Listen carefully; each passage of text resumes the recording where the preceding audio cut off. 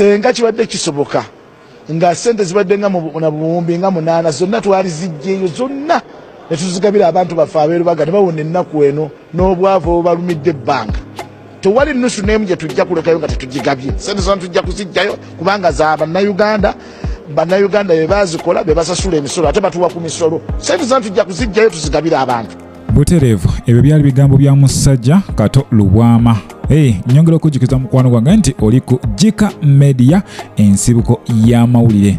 Wabula ebyo byonna nga tebinnabaawo mukwano gwange ye omukulu Bajjo ono yabadde avuddeyo n'alangira Balamu okuba ow'enkwe era n'amutegeezanga ne waakola atya Kaberubaale kakibe ki eyaabwe show erina okubaawo wagiremesa okubaawo mwanatu ate tebijja kuba birungi naawe mwewulirireko. Balamu tonyigiriza bonyiga ennyiro togireeta musaayi amasimu gonna okuba abapoliisi tejja tuwalukusa poliisi wenega tujja giteekawo ku mpaka show ate poliisi wetawali eni skini lukusa ate show ya palaso yebeefa oba otaddewo empala netagenda kuvaawo togana poliisi kuwa alien show kubanga bw'ogeremesa show ya alien n'abawagizi babadde olina abapalaso bajja kunyiiga kisho kisale n'abagambye competition eri health bannungi leka abaana muziki gukaabe leka abawagizi basalewo leka public esalewo netuteka munyomanyo olwokuba oli mu system mukatona mugulu show ya alien skini netebaayo Balamu neyo tegenda kuvaayo ze nkyogera Bajjo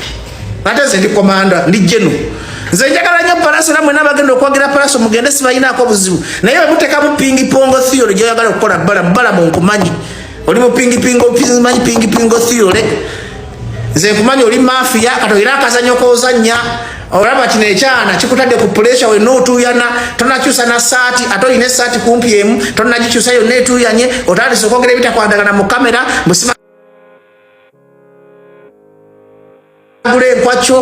enkwacho ekulinye ku mutwe oyogera ebitakwatagana ne bageze bagane show ya alien skin okubaawo lwe mugenda okulaba nti bannayuganda be bannanyini Uganda ate babwagala show zinyume show zonna muzireke ziveewo Uganda police mulina providing palace security ennungi mulina kuwa alien skin security ennungi alien skin namugambye ayita mu bayaayo bagenda okwekolera security era bwabalowooza tibagenda kubba obusimu tekiriyo mulimba tebabalimba nti waliwo bagenda okubba obusimu tewabali muntu agenda kufa oyo propaganda ate buli omukoma okwogerera oby alien skin muba mwongeza abantu bwagazi.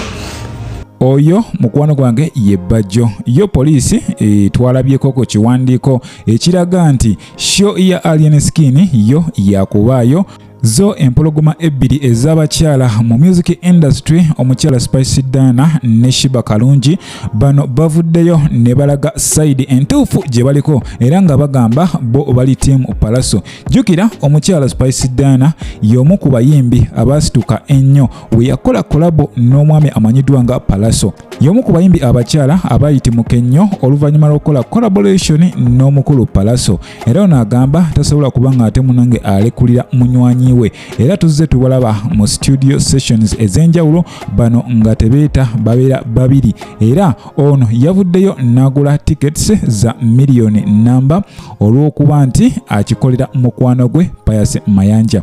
Ojja kwesanga nti abantu bangi bagenda gula tiketi olw'ensonga tebagala kulaba Palaso nga ekivulu kimutuddemu wabula ekintu kino lwano kirekedde abantu ne tulaba amaanyi g'abantu nga tiketi tebazigabye bugabi za bwereere naye nga ku side yemu ne wa alien skin nayo tiketi abantu bangi bakyazigula abamu basinzira mu nsi z'ebweru ne bagula tiketi ez'enjawulo nga zino zonna za kugabibwa abantu bagende mu kivulu banyumirwe.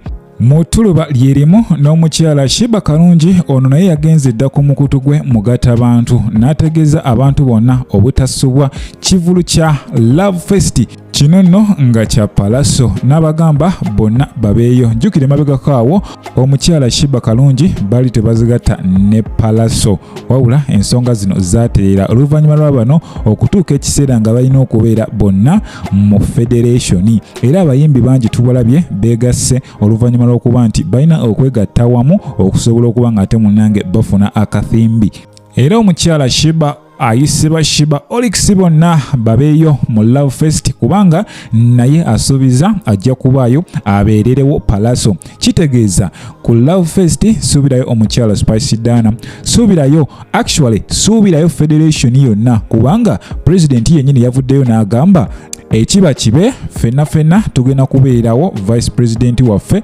Palaso tukibeeremu. Kati simanyi Alien Skin ye yayise abayimbi aba new generation, kati eri wagendeyo abayimbi abakadde, ndowooza tukifuna bulungi nnyo.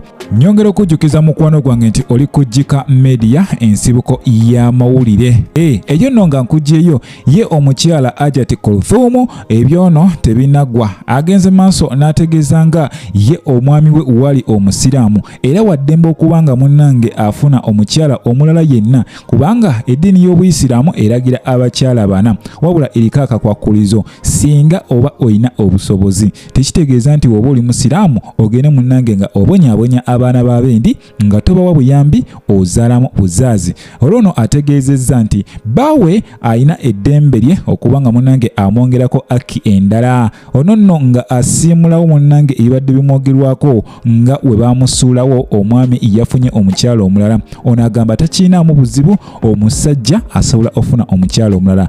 Message eno of course abaagisindikira omukyala Bad Black. Jjukira ono babadde bamuwenja bubi nnyo naye oluvannyuma yavaayo n'amugamba amusonyiye. Era omukyala Ajati Kulthum agenze maaso n'ategeeza nti akilamu waddembe ofuna omukyala omulala kaweze bana, wabula singa aweza bataano awo etteeka abaali maze, awo etteeka abaali menye era aba ajja muyisa bubi nnyo. Ndowooza omukulu Akram obubaka ye yabufunye dda. Kitegeeza ono waddembe ogenda maaso munnange nga afuna akiye ey'okubiri. Kati biri singa biba byali bya ddala munnange omukyala ye asobola okubaawo ate aboogezi ne basigala mu bitaala. Awo nno mba ntegeeza omukyala Bad Black ono abadde asitudde olutalo wansi ne waggulu.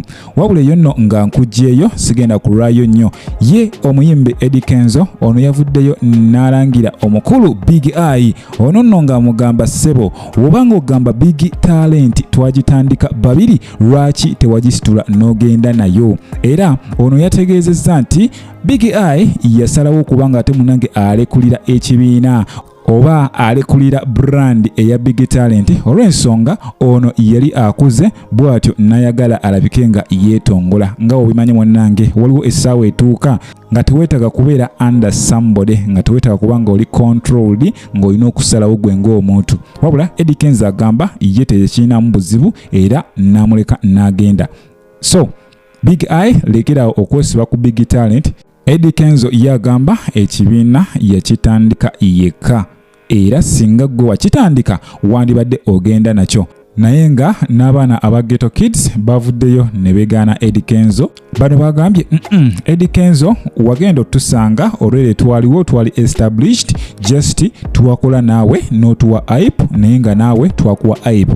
Ojja kwesanga nti vidiyo eno yatunda nnyo naye buli omu yayamba munne. Vidiyo ey'oluyimba olwa City Rose eno yatunda nnyo countrywide, naye nga buli omu yakola paati ye.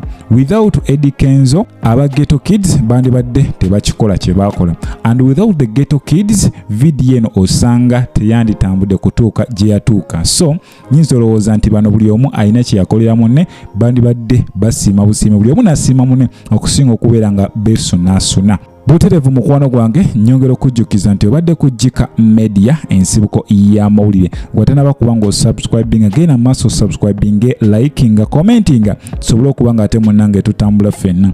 Nsaba Mukama Katonda abankuumire, mweraba.